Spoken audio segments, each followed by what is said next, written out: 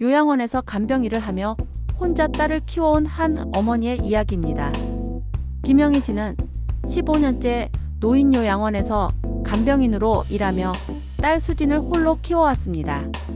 매일 새벽 5시 30분에 일어나 요양원으로 출근하는 그녀의 일상은 고단했지만 딸의 미래를 위해서라면 어떤 고생도 마다하지 않았습니다. 그날 아침도 평소와 다르지 않게 시작되었습니다.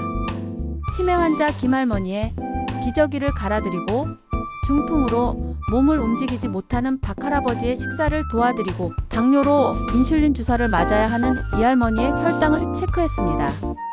손목에는 환자들을 부축하느라 생긴 건초염으로 인한 보호대가 감겨 있었고 허리는 무거운 환자들을 옮기느라 늘 욱신거렸습니다.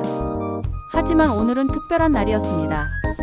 딸 수진의 상견례가 잡혀 있었기 때문입니다. 오랜 세월 혼자 키워온 딸이 이제 누군가의 아내가 되려 하고 있었습니다. 남편이 수진이 겨우 5살이던 해에 급성 심근경색으로 세상을 떠난 후 영희 씨는 모든 것을 딸에게 쏟아부으며 살아왔습니다. 밤 근무를 마치고 집에 돌아와도 피곤함을 내색하지 않고 딸의 도시락을 싸주고 학부모 상담 때는 간병복 냄새가 날까 봐 향수를 뿌리고 나갔던 기억들이 스쳐 지나갔습니다. 오후 3시 간신히 오늘 담당 환자들의 기본 돌봄을 마친 영희 씨는 급하게 집으로 향했습니다.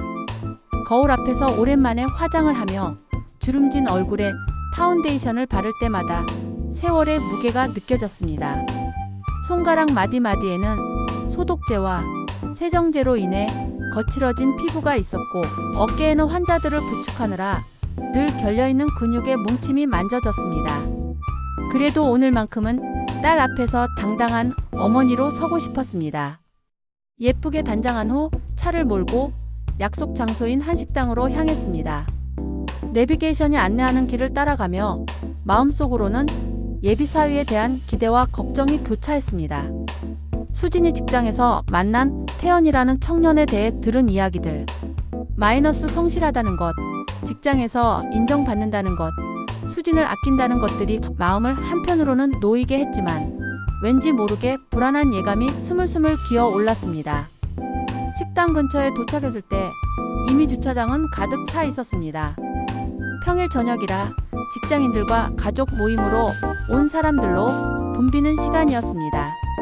영희 씨는 천천히 그러나 애가 타는 마음으로 주차장을 몇 바퀴 돌았습니다.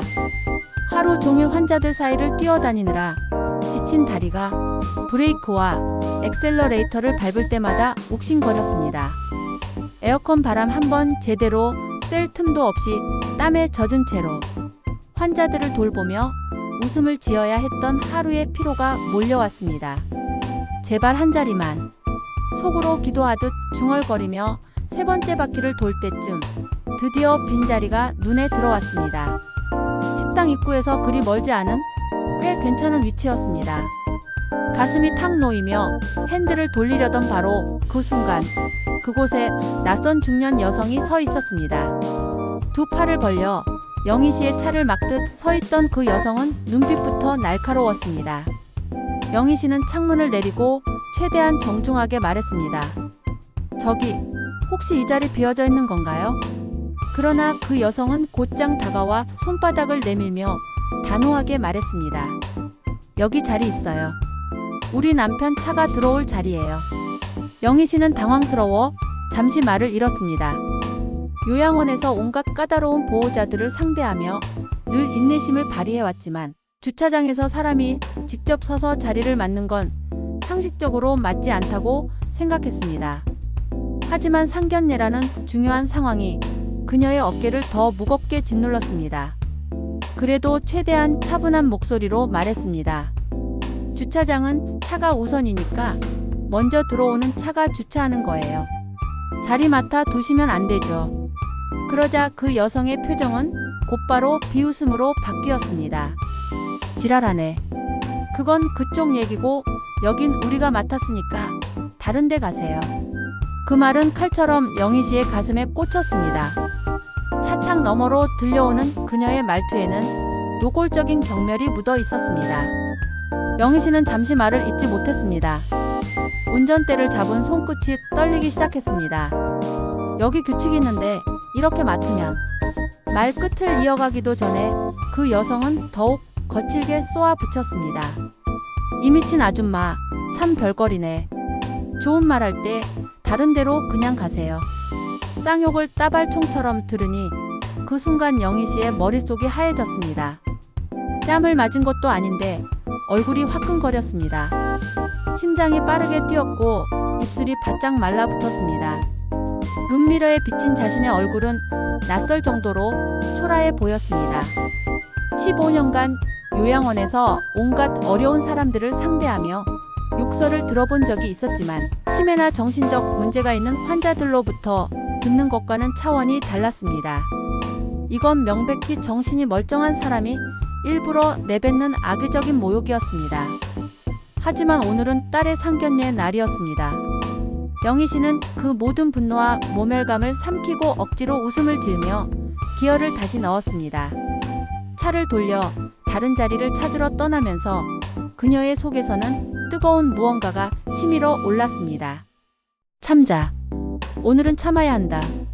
자신에게 몇 번이고 다짐했습니다.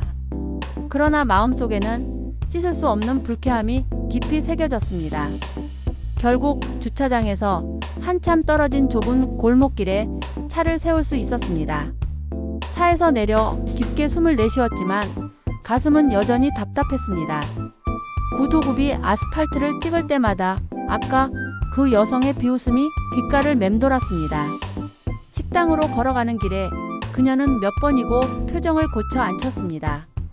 수진이 혹시라도 자신의 기분을 알아차릴까 두려웠기 때문입니다. 식당 안으로 들어서니 수진과 태연이 이미 앉아 있었습니다. 수진은 영희 씨를 보자마자 환한 미소를 지었고 방금 전까지의 분노가 순간 희미해졌습니다. 엄마 하고 부르는 그 목소리가 영희 씨의 마음을 잠시 붙잡았습니다. 딸 옆에 자리를 잡으며 애써 웃었지만 머릿속에는 여전히 주차장에서의 그 무례한 장면이 생생하게 맴돌고 있었습니다. 예비사위 태연은 단정한 차림으로 앉아 있었습니다. 셔츠와 넥타이가 깔끔했고 자세도 고다 보였습니다. 그는 정중한 표정으로 고개를 숙여 인사했습니다. 어머님 처음 뵙겠습니다. 태연입니다. 목소리는 낮고 점잖았지만 영희 씨는 순간 그의 눈빛에 머물렀습니다. 겉으로는 예의 바르고 성실해 보였지만 그 속에 잠깐 스치는 강한 기운이 있었습니다. 눈빛이 짧게 흔들리다 다시 차분하게 돌아오는 그 순간 영희 씨는 알 수 없는 불안을 느꼈습니다. 요양원에서 15년간 일하며 그녀는 사람의 눈빛을 읽는 데 익숙해져 있었습니다. 치매 환자들의 혼란스러운 눈빛, 중풍 환자들의 절망적인 눈빛, 그리고 가끔 찾아오는 보호자들의 짜증 섞인 눈빛까지. 태연의 눈에서 스친 그 기운은 참을성이 부족한 사람들에게서 종종 보았던 것과 비슷했습니다. 요양원에서 면회를 온 가족들 중에도 겉으로는 효자처럼 보이지만 조금만 기다리게 하거나 불편한 상황이 생기면 금세 짜증을 내는 사람들이 있었습니다. 식사가 진행되면서 태연은 차분하게 대화를 이끌었습니다. 직장 이야기도 하고 수진과의 만남에 대해서도 이야기했습니다. 어머님, 수진이랑 처음 만났을 때도 제가 먼저 다가갔어요. 회사 복도에서 우연히 마주쳤는데 뭔가 끌리는 게 있었거든요. 그의 말투는 공손했지만 영희 씨는 이상하게도 그가 말을 할 때마다 손가락을 꼼지락거리는 걸 보았습니다. 잔을 잡은 손이 미묘하게 떨렸고 목소리가 순간적으로 날카롭게 변하는 순간들이 있었습니다. 특히 웨이터가 주문을 잘못 받아왔을 때 태연의 표정이 순간 경직되는 것을 영희 씨는 놓치지 않았습니다. 아, 이거 우리가 주문한 게 아닌데요? 그 말 자체는 정중했지만 톤이 미묘하게 날카로웠고 웨이터가 사과하며 다시 가져올 때까지 그의 손가락은 계속 테이블을 두드렸습니다. 영희 씨는 요양원에서 비슷한 패턴을 자주 보았습니다. 환자의 상태가 좋지 않다는 소식을 듣거나 치료비 문제로 상담할 때 겉으로는 침착한 척하지만 작은 습관으로 내면의 불안이나 짜증을 드러내는 보호자들이 있었습니다. 손가락 두드리기, 다리 떨기, 목소리 톤의 미묘한 변화. 마이너스 이런 것들이 나중에는 큰 폭발로 이어지는 경우를 많이 봐왔습니다. 그때 식당 문이 열리며 두 사람이 들어섰습니다. 영희 씨의 심장이 철렁 내려앉는 소리가 들렸습니다. 들어오는 여자의 얼굴을 보는 순간 숨이 막혔습니다. 바로 그 여자였습니다. 불과 30분 전 주차장에서 자신의 차를 막아 세우며 쌍욕을 퍼붓던 그 여자. 두 팔로 버티며 뻔뻔하게 비웃던 그 얼굴이 눈앞에 있었습니다. 그녀는 영희 씨를 보자 당황한 표정으로 움찔하더니 바로 자세를 고쳤습니다. 마치 아무 일도 없었다는 듯 당당히 걸어 들어오고 있었습니다. 옆에는 깔끔한 양복 차림의 중년 남자가 동행하고 있었습니다. 영희 씨는 순간 손끝이 차갑게 식어버리는 걸 느꼈습니다. 목구멍이 막힌 듯 숨이 고르지 않았습니다. 설마. 속으로 중얼거렸지만 현실은 분명했습니다. 그 여자는 다름 아닌 오늘 자신의 딸과 한 가족이 되려는 예비 사돈이었습니다. 태연이 고개를 들어 환하게 웃으며 두 사람을 맞았습니다. 아버지, 어머니 오셨어요? 그 말에 영희 씨의 눈앞이 순간 아득해졌습니다. 어머니라는 단어가 귓속에 쾅 하고 박혔습니다. 태연의 어머니 이순자는 환한 미소를 지으며 고개를 숙였습니다. 안녕하세요, 사돈 어른. 그 미소는 불과 30분 전 영희 씨에게 퍼부었던 욕설과는 전혀 다른 얼굴이었습니다. 영희 씨의 심장은 빠르게 뛰기 시작했습니다.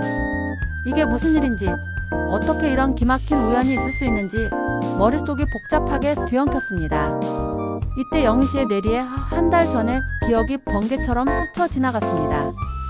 요양원 근무 중 응급 상황이 발생했던 날이었습니다. 당뇨 합병증으로 혈당이 급격히 떨어진 환자를 급히 병원으로 모시고 가야 했습니다.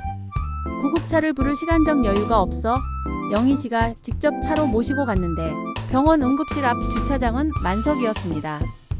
다행히 응급차량 통로 옆에 잠깐 세울 수 있는 공간이 있어 차를 댔습니다.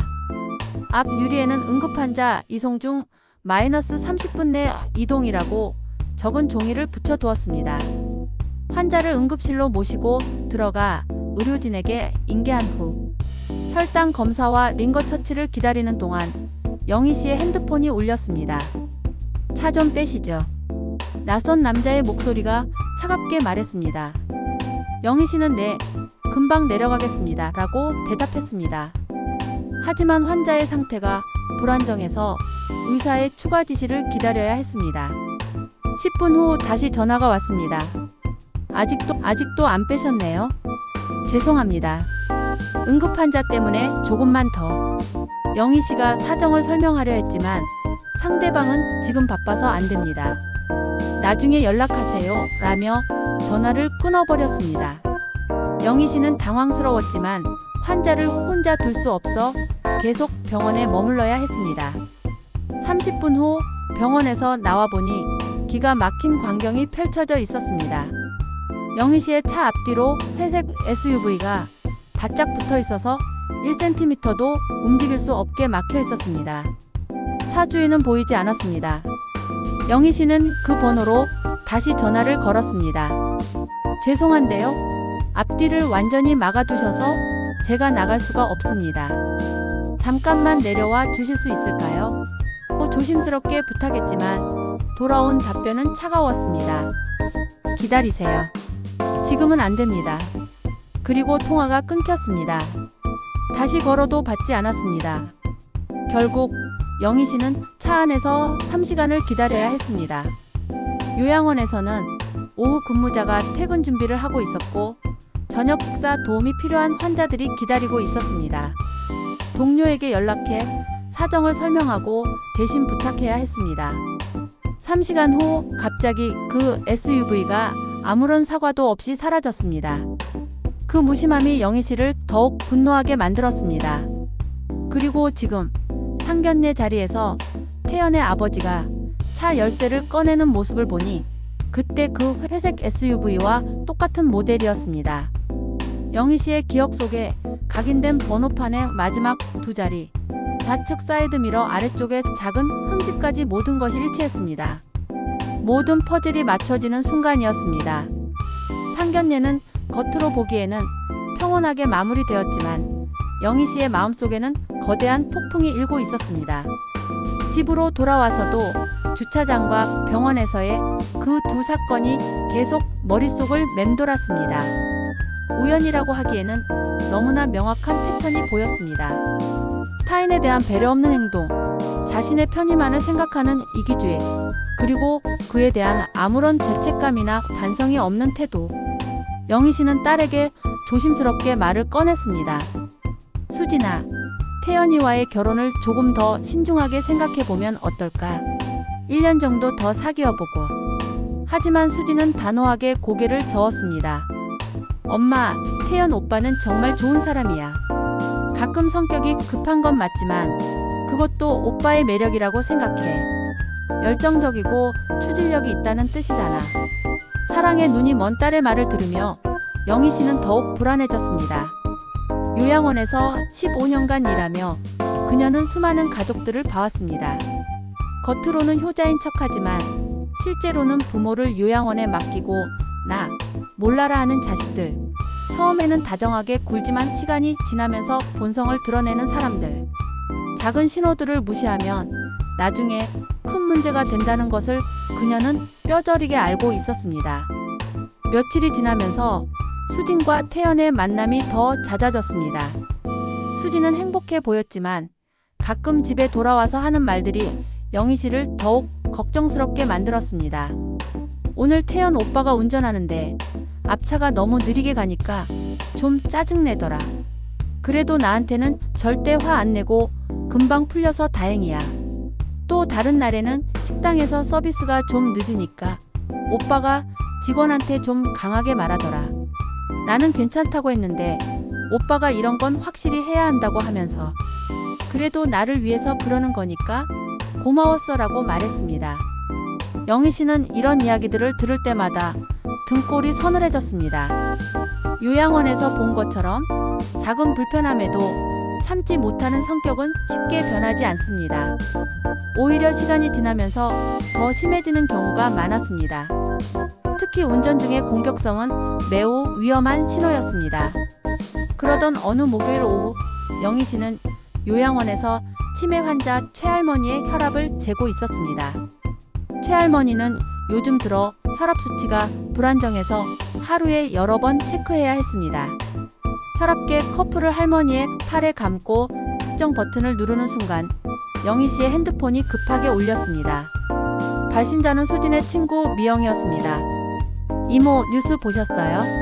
태연 오빠 사고 났대요. 미영의 목소리는 떨리고 있었습니다. 영희 씨는 순간 혈압계를 놓칠 뻔했습니다. 손끝이 차갑게 식으며 심장이 빠르게 뛰기 시작했습니다. 무슨 사고? 어디서? 얼마나 심각해? 영희 씨는 최할머니께 잠깐만 기다리시라고 말씀드리고 복도 한쪽으로 나갔습니다. 미영은 숨가쁘게 설명했습니다. 아파트 단지 내에서요. 주차 문제로 다른 차 운전자랑 싸우고 나서 그 차를 따라가면서 위협 운전을 했대요. 그런데 어린이 보호구역에서 횡단보도를 건너던 초등학생을 쳤어요. 영희 씨는 다리에 힘이 빠져 벽에 기대야 했습니다. 가장 두려워했던 일이 현실이 된 것입니다. 전화를 끊자마자 포털 사이트를 검색했습니다. 30대 남성, 어린이 보호구역 내 초등학생 충돌 사고라는 제목의 기사가 실시간 검색어 상위에 올라 있었습니다. 기사를 클릭하자 사고 현장 사진이 나타났습니다. 찌그러진 차량의 앞범퍼, 아스팔트에 흩어진 유리 조각들, 그리고 화면 구석에 흐릿하게 나온 번호판. 영희 씨는 그 번호판을 본 순간 모든 것을 확신할 수 있었습니다. 상견례 때 봤던 바로 그 차였습니다. 기사 내용은 더욱 충격적이었습니다. 피의자 어시 32는 아파트 단지 내 주차장에서 다른 차량 운전자와 주차 순서를 두고 언쟁을 벌인 후 해당 차량을 약 2km 구간에 걸쳐 추격하며 위협 운전을 한 것으로 조사됐다. 이 과정에서 어 씨는 어린이 보호구역 내 횡단보도를 건너던 초등학생 비군파를 충격. 비군은 다리 골절과 뇌진탕으로 병원에 이송됐다. 영희 씨는 요양원 복도 한 구석에 서서 기사를 몇 번이고 읽어봤습니다. 손이 떨려서 화면을 제대로 터치하기도 어려웠습니다. 15년간 요양원에서 일하며 수많은 사고와 질병으로 고통받는 환자들을 돌봐온 그녀였지만 이번에는 자신의 딸과 직접 관련된 일이라 충격이 더 컸습니다. 급히 집으로 전화를 걸었지만 수진은 받지 않았습니다. 몇 번 더 시도한 끝에 연결되었고 수진의 흐느끼는 소리가 들려왔습니다. 엄마, 오빠가 말을 제대로 잇지 못하는 딸의 목소리를 들으며 영희 씨는 가슴이 무너져 내리는 것을 느꼈습니다. 영희 씨는 동료에게 상황을 설명하고 조퇴를 요청했습니다. 15년간 거의 결근한 적이 없던 그녀였기에 동료들도 흔쾌히 이해해 주었습니다. 차를 몰고 집으로 향하는 길에 라디오에서도 사고 소식이 나오고 있었습니다. 서울 강남구의 한 아파트 단지에서 발생한 이번 사건은 일명 묻지마 폭행이 운전 중에 일어난 것으로 전문가들은 운전자의 분노 조절장애 가능성을 제기하고 있습니다.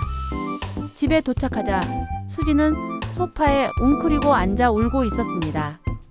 얼굴이 퉁퉁 부어 있었고 눈이 빨갛게 달아올라 있었습니다. 영희 씨는 딸을 꼭 안아주었습니다. 괜찮아, 우리 수진이. 엄마가 여기 있잖아. 수진은 영희 씨의 품에서 울면서 말했습니다. 엄마, 나 정말 몰랐어.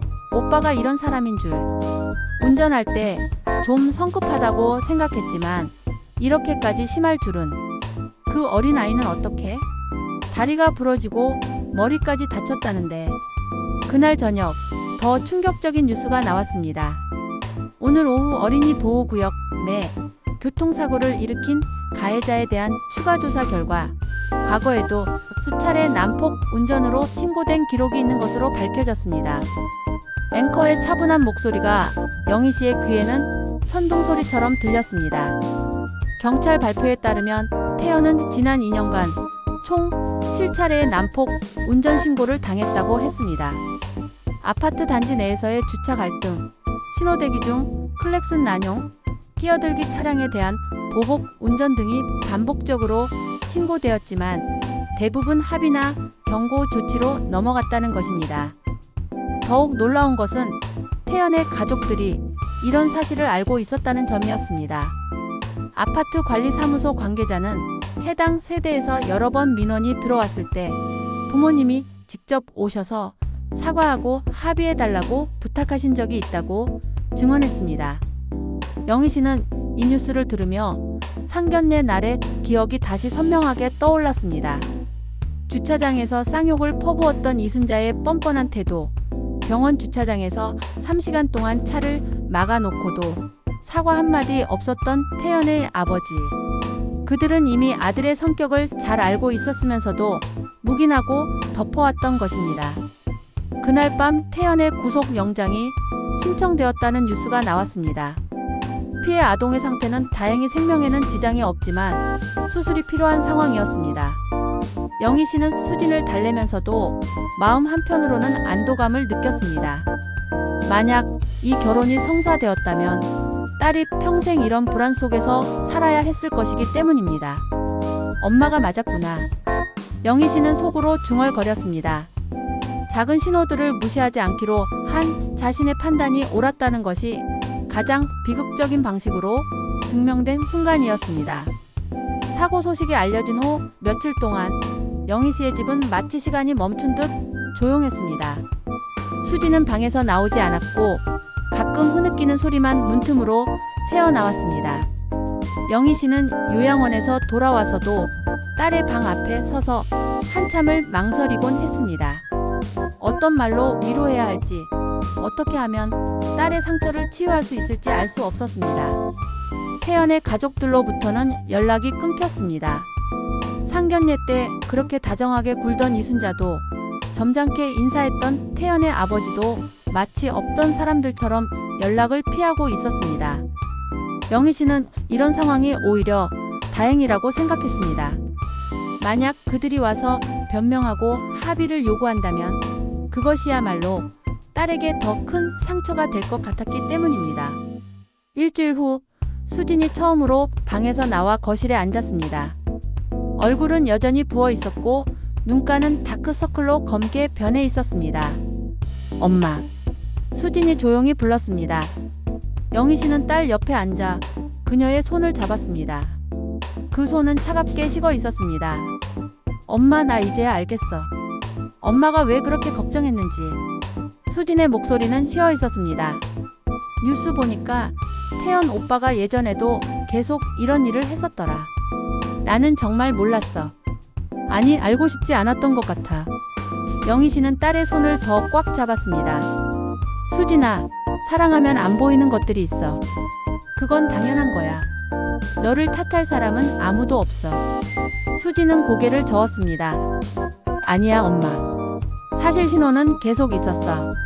오빠가 운전할 때 욕하는 것도 봤고 식당에서 직원한테 함부로 대하는 것도 봤어.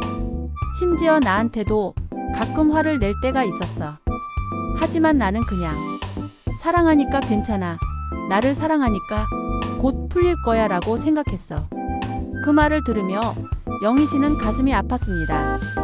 딸이 스스로를 자책하고 있다는 것이 견디기 어려웠습니다. 수진아, 그건 내 잘못이 아니야. 사람은 누구나 사랑하는 사람의 좋은 면만 보고 싶어 해.